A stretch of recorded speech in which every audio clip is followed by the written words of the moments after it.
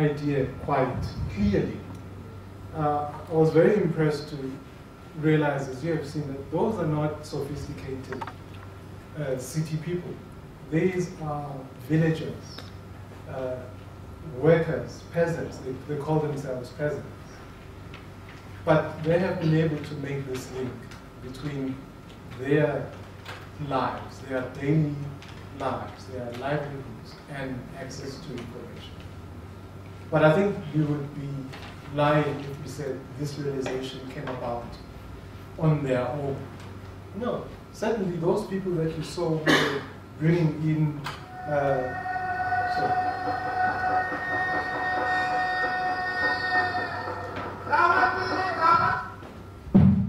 those people who were bringing in the information that they had obtained using the access to information laws were people who knew about the law, knew how it worked, but made a connection between their work and the needs on the ground. And I think that is the space that those who are working for NGOs, those in the media, can occupy in order to create situations such as the one that we see. Because I know a lot of people disagree with me, but I do believe that in the context of a developing country, a freedom of information law will be meaningless if it is not, if it isn't used to create opportunities, to create awareness, just as we have seen on this video. Can I take some input or comments on that video clip? Is the situation relevant at all? What you've seen in the video, is it relevant at all to the situation in Namibia? The similar challenges. How do you see this work? Yeah, good afternoon everybody. My name is Moses Merila. I'm a local independent filmmaker. And what I've seen just now, I really totally agree with, because we, especially in our rural Namibia, we don't have such facilities or such platforms where people would come out and have access to information. And the film media should play a major role in educating Namibians and getting the voices of the people to our government. We know that we have a situation of the TPEC monies that were supposed to be given to people in rural areas to create jobs and so on. Up to date, as we stand here, it has never been told, or nobody in the rural areas knows anything about it, and it's confusing the whole nation at large. So I totally agree with your presentation. Thanks. Edit, are we likely to see a Nigerian version of something similar? What are our colleagues doing since the Act came into force in Nigeria to address similar situations? I'm not sure whether you're talking about the situation or the documentary, whether you're likely to see a Nigerian... A documentary. A documentary. Nigerian documentary. I was actually quite interested when he said it's a local filmmaker, because we've been toying with the idea for a long time of doing similar documentaries for the Nigerian context, because we use this a lot, and your own, which out of modesty you haven't shown. I hope that you will still show it. The problem has been the cost of producing it. When we talk to filmmakers and people who do documentaries, we have excessively prohibitive bills that are presented to us, and if you're trying to do a grassroots campaign and it's costing so much money, you have to ask yourself, what is the cost effectiveness of this? So that's the only thing that has really stopped us. But we are now seeing situations like that. We've had our law for only a little over a year, but we are now seeing situations like this where people are trying to use it in very many different ways to affect their lives. Obviously, it's not going to be something that happens overnight. There's still a lot of ignorance about the provisions of the law and how to use it effectively, but we're seeing situations like this emerging in different parts of the country. Thanks, Ed. Malcolm, ladies and gentlemen, we were joined earlier by Malcolm Joseph from Liberia. He has been the driving force behind the access to information legislation in Liberia. Welcome, sir. Thank you very much. In Liberia, what role are journalists playing to address situations such as this, if at all? You've had examples similar. Well, from our perspective, in terms of documenting, putting together a documentary of short nature, we haven't reached that level yet. Where we are right now is the issue of creating the necessary awareness and sensitization around the existence of the law. Because if you look at the documentary, it tells you exactly that even though those villagers know exactly what access to information, freedom of information is all about, and what their rights are as it relates to access to information. But for people to get to understand what the rights are, they must first to get to know that the law exists before they begin to know all of the provisions therein. So where we are right now in Liberia is the issue of sensitization and awareness. And the media is very crucial in that direction. Like I say most of the time, for us, we come from a traditional background. And our people believe in the media so much that anything that comes out of the media is believable. So that tells you the power of the media. So if the media, as it is right now in Liberia, the media is trying to take up the challenge to create, in helping to create the necessary sensitization and awareness about the existence of the law, the benefits and advantages therein. So there where we are right now as it is. Thank you, sir.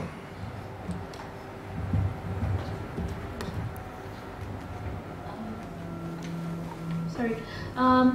That was, for me, that was very enlightening. It was such an inspiring documentary, and I don't think that the people who made it actually used the most high-tech technology in editing.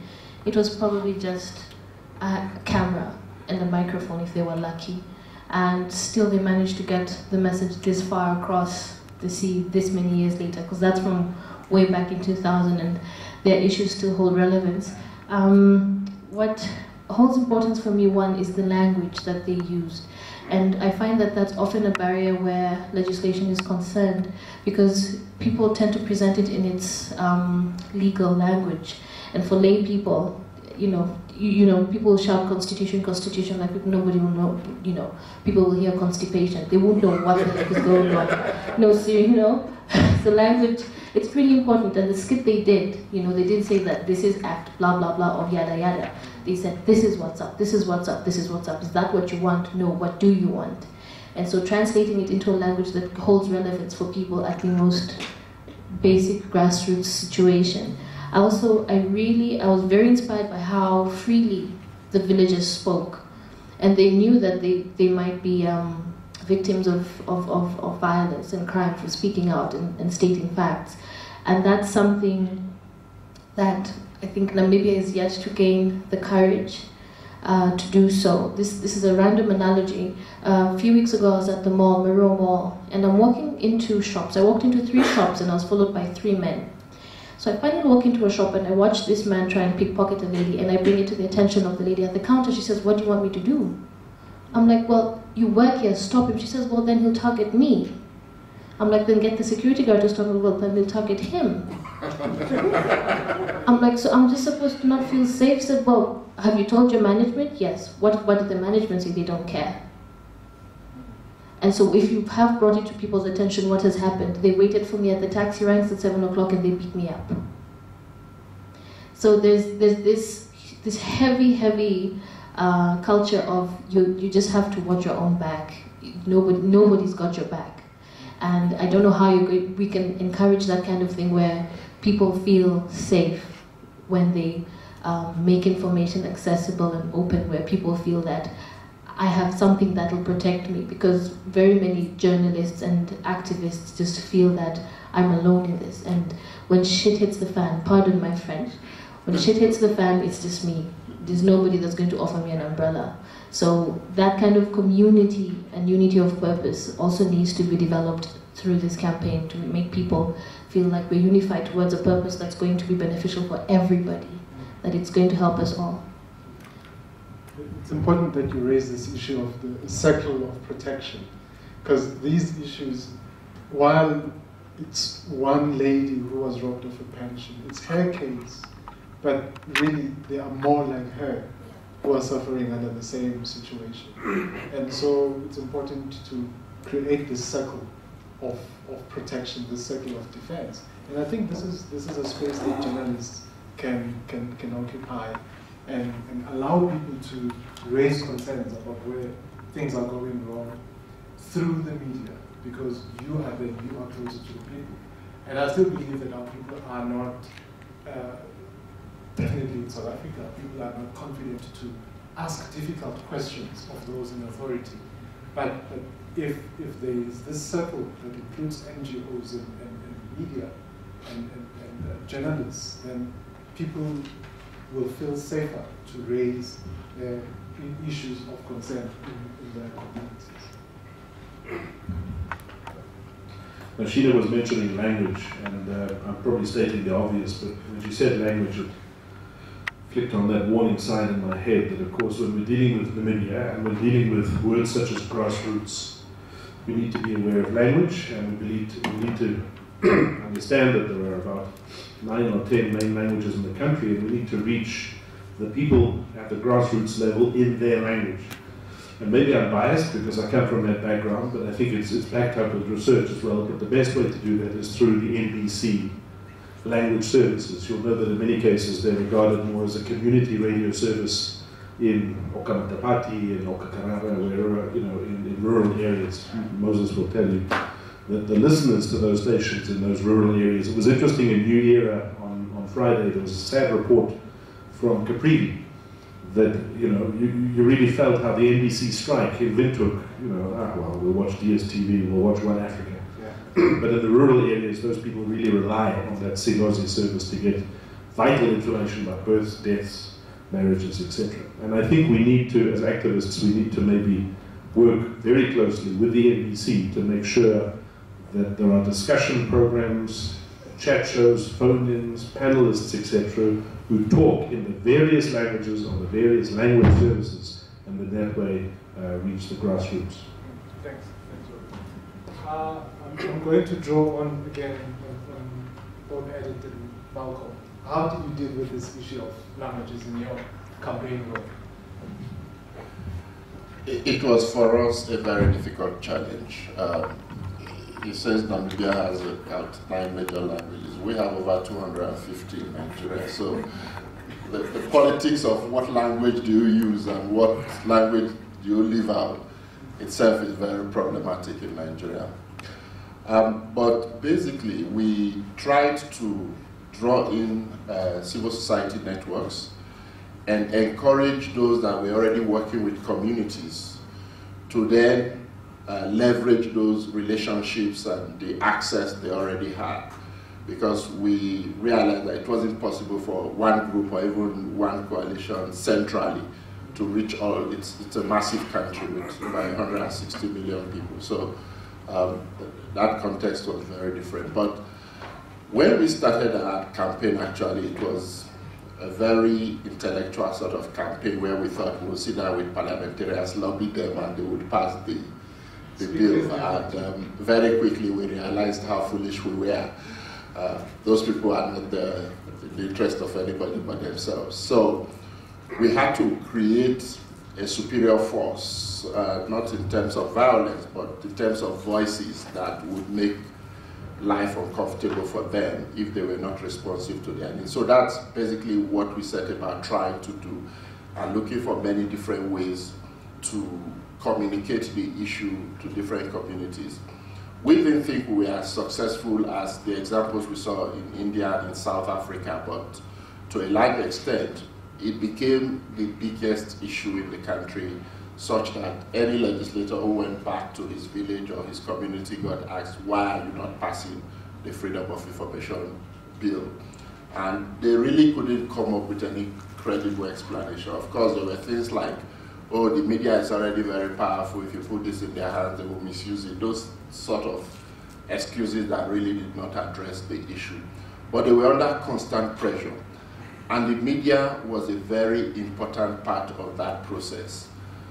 Every time they interviewed a legislator, a government official, that question would come up in the interview. What is your position on the Freedom of Information Bill? When are you people going to pass it? What are you afraid of? And that was a question politicians didn't like because they really didn't have any explanation that would sell. So I would also advise that in this context, I know earlier Graham was talking about, you know, towing the party line and all that, but even within that context, because we also have a dominant ruling party in Nigeria that can pass anything it wants, just relying on its members alone.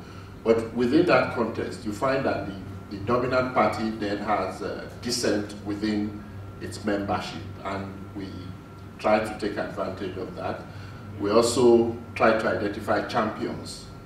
And if you're a politician, at the end of the day, you want to be seen in good light. So those that were identified as champions who spoke up in support were always promoted publicly.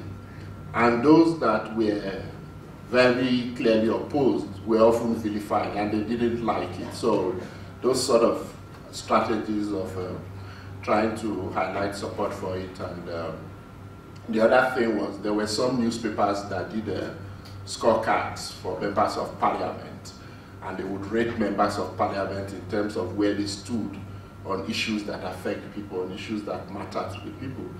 And some that were rated very poorly complained bitterly and then made an effort to speak up more often in support of popular positions. So I don't know the Namibian context sufficiently to say this is what would work, but it's really looking at a range of ways of encouraging people and trying to discourage those who might otherwise be more resistant.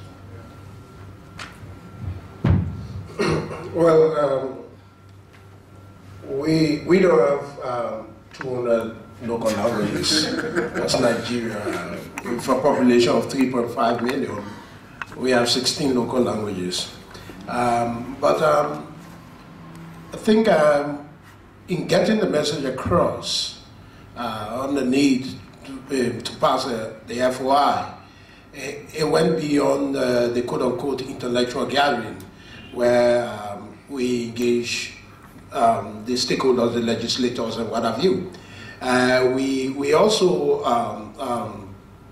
evolve a strategy where we engage the constituencies of the legislators and made it an issue that, because normally these legislators, they meet with members of the constituencies regularly.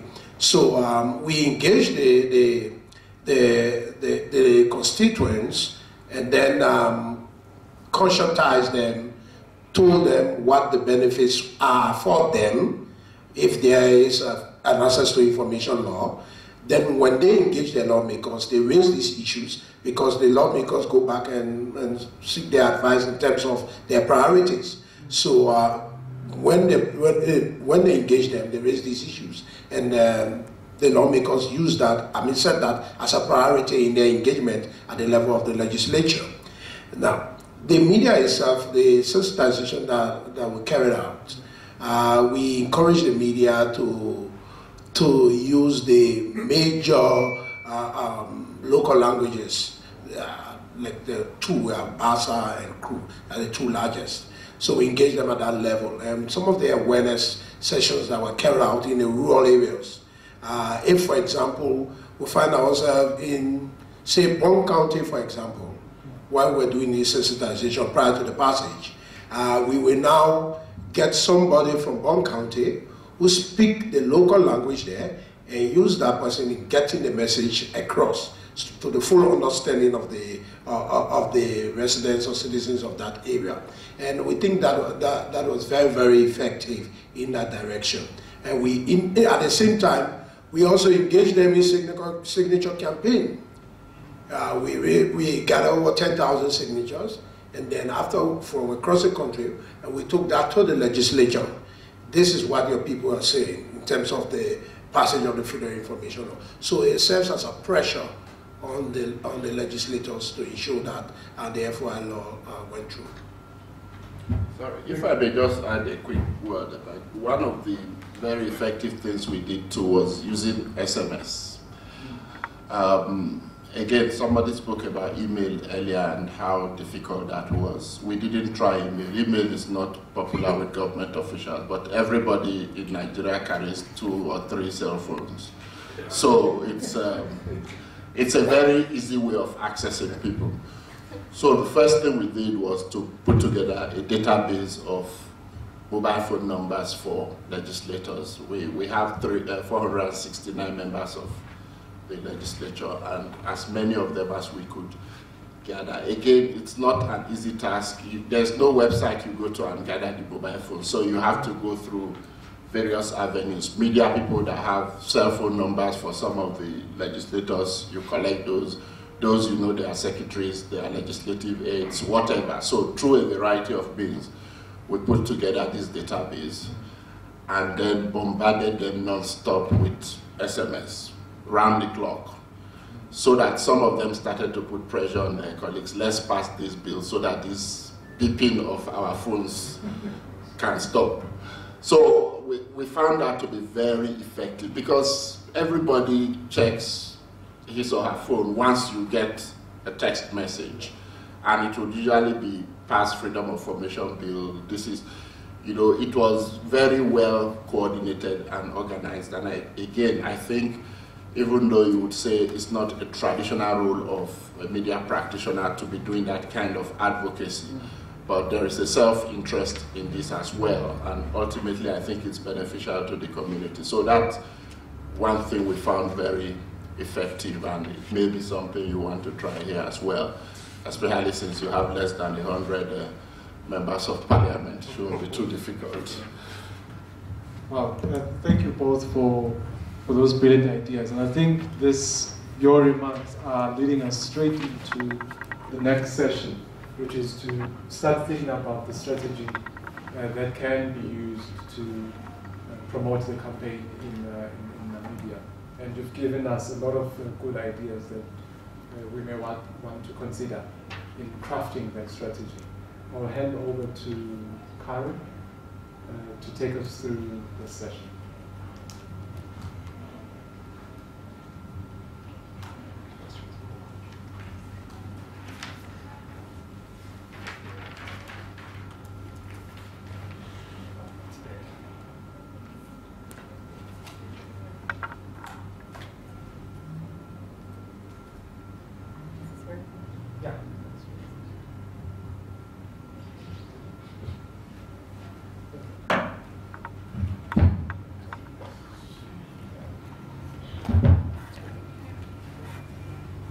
Thank you, Mikelani. I see your numbers across significantly, which may in fact make this part easier.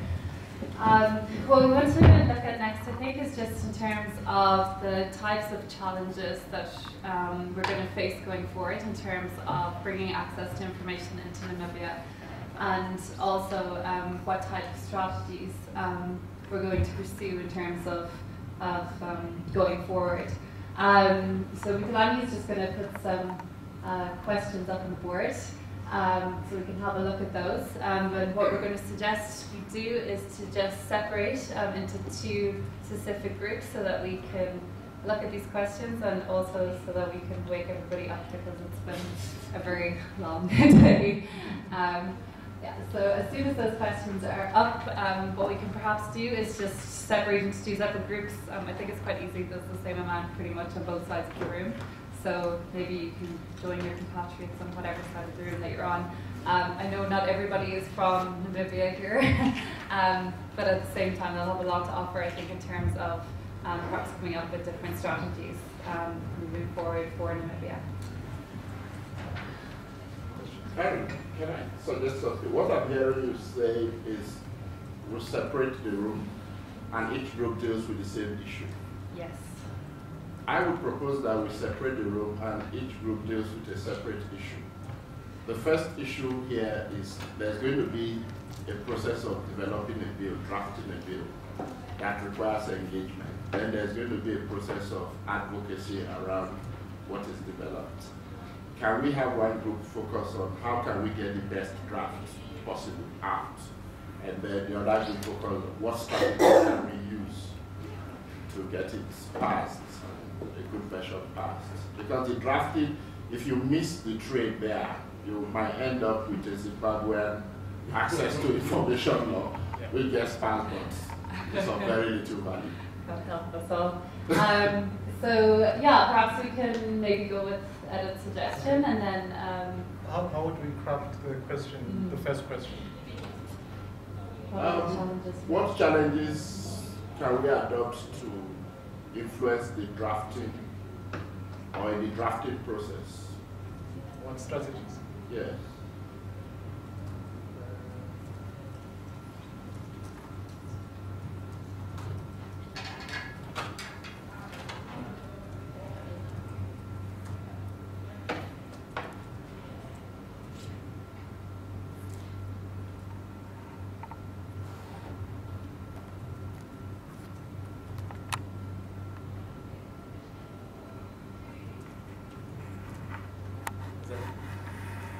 What strategies, what advocacy strategies, that's the second one.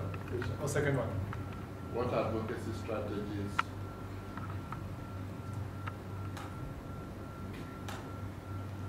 can be adopted to ensure passage of a strong FOI law?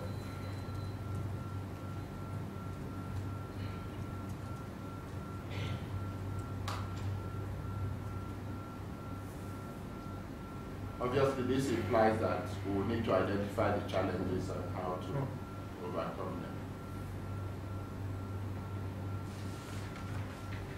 Okay, yeah. Okay, perfect. So perhaps you guys can look after question number 1, and we'll set question number 2 for this side. If you can possibly have somebody who writes down the recommendations, and we'll also present those afterwards as well, and we can have some discussion after that. So I'm going to give you each piece of paper, and you can proceed. How much time? We'll say maybe 15 minutes.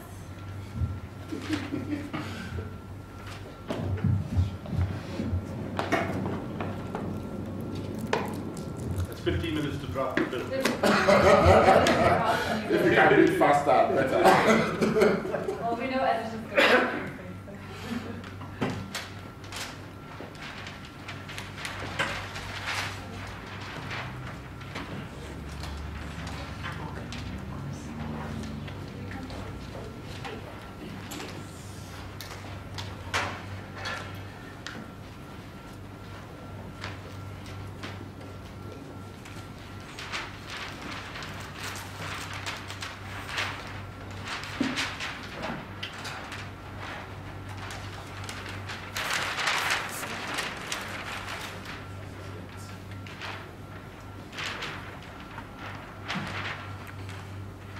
Who's there?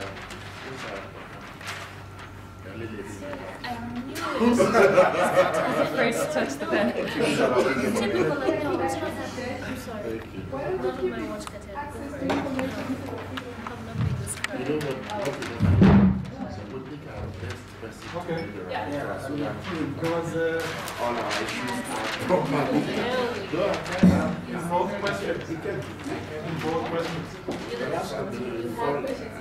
should be moved through.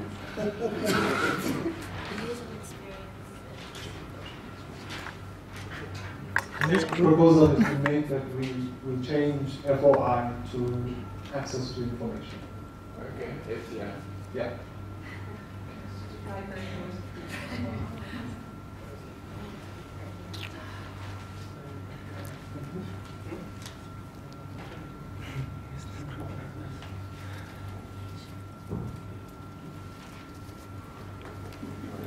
Yeah.